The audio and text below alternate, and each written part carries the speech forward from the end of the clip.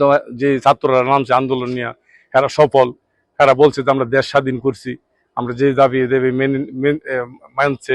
মানার পরে তো মনে করেন যে আর্মিরা তো আমাদের দেশ আছে, আর্মিরা পরে কি পরবর্তী কি আপনার পদক্ষেপ নিবে এটা বোঝা যাবে এক সপ্তাহ পরে বা 3 মাসের ইয়া থাকবো আর কি, তত্ত্বাবধায়ক সরকারি দেয় না কি দেয় এটা সঠিক বলতে পারি না।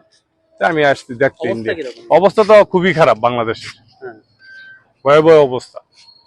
মানে আমরা আমার জন্মের পরে আমি আমার বয়স হলে আমরা 46, আমি জন্মের পরে এই কাহিনী দেখছি। ভাঙচুর জ্বলায় পুরো অনেক হয়েছে, বলার বাইরে ভয়াবহ। ঢাকা তো আরো বেশি অবস্থা খারাপ। হ্যাঁ, প্রচুর ভয়।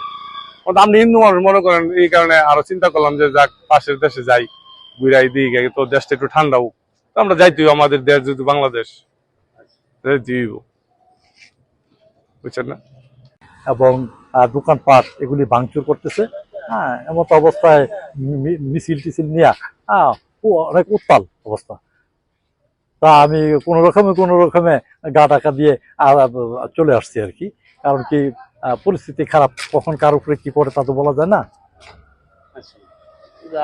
রাস্তায় কোনো সুবিধা হয়েছিল? রাস্তায় আপনি আসার পথে কসবা, ওখানে ভাঙচুর এবং মিছিল টিছিল এগুলি উপেক্ষা করে আমি আস্তে আস্তে অনেকক্ষণ আমি অপেক্ষা করছি, তার অনেক কমে।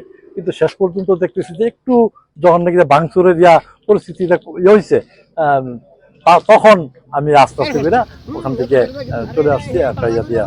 আসার পরে আবার এই আখড়াতেও দেখলাম আর একই অবস্থা।